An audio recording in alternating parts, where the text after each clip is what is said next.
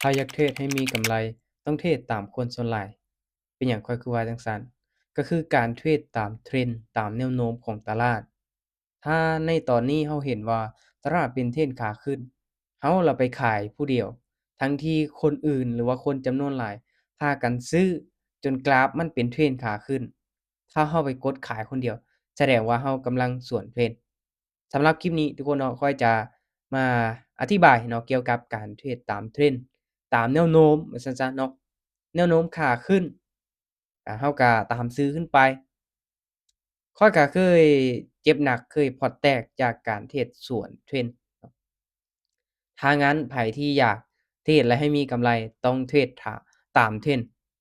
และต้องเบิ่ง trend ให้เป็นเบิ่งแนวโน้มให้ออกเนาะ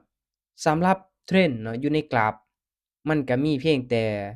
3เนาะ3 trend จะมีขาขึ้นมีไซด์เวย์แล้วก็มีขาลง เดี๋ยวมื้อนี้ข้อยจะมาเทศน์3 trend ให้ทุกคนเบิ่งจาก1ออร์เดอร์เนาะเอาเป็นการเข้าออร์เดอร์แบบยกตัวอย่างเนาะในการเทรดตาม trend ว่ามันเป็นจั่งใดเพราะว่าถ้าไผที่สวน trend ทุกคนเกียมพอร์ตแตกเลยเนาะ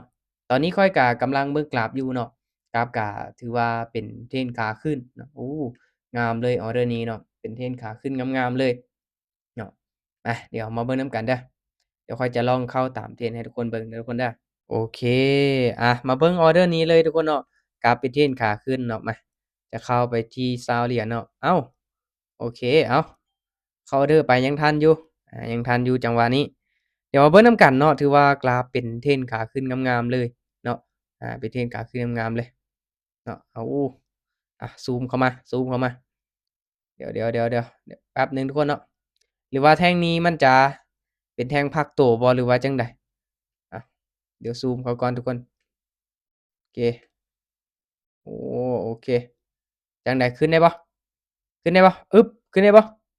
ขึ้นได้บ่โอ้งามๆเลยทุกคนเห็นบ่วินไปแล้วเนาะอ้าวแล้วค่อยซูมเข้าจั่งใดล่ะบัดนี้เนาะเดี๋ยวค่อยซูมเข้าจั่งใด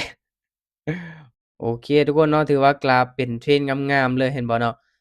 โคตรงามเลยก็ว่าได้เนาะเป็นเทรนด์ขาขึ้นเนาะสำหรับเทรนด์เนาะหลักๆข้อยเบิ่งจากแท่งเทียนเนาะแท่งเทียนที่เป็นขาขึ้นจังซี่มันบ่งบอกว่ามันเป็นเทรนด์ขาขึ้นทุกคนเนาะบวก Side Indicator ตัวนี้เนาะอ๋อโธ่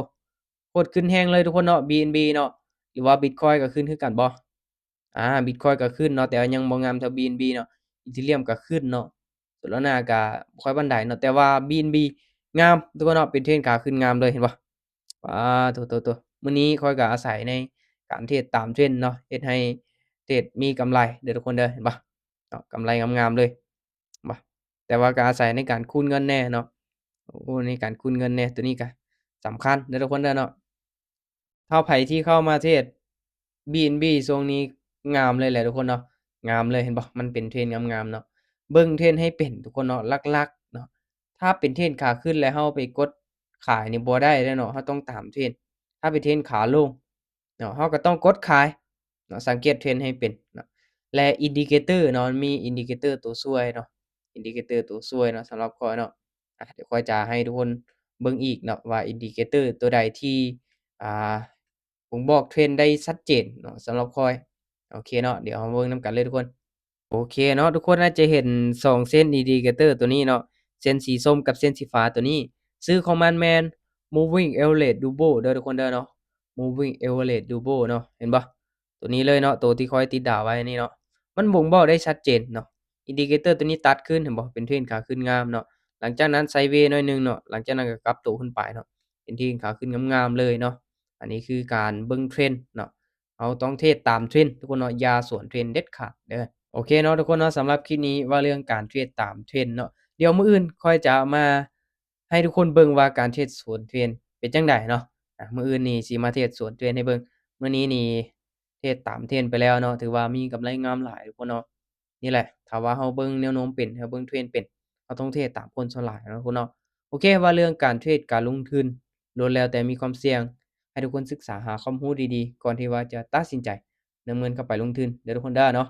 ถ้างั้นอย่าลืมต้องศึกษาหาความรู้เพื่อเป็นการลดหย่อนความเสี่ยงอย่าลืมกดติดตามไว้ทุกคนเดี๋ยวเรามาเจอกันใหม่ในคลิปต่อไป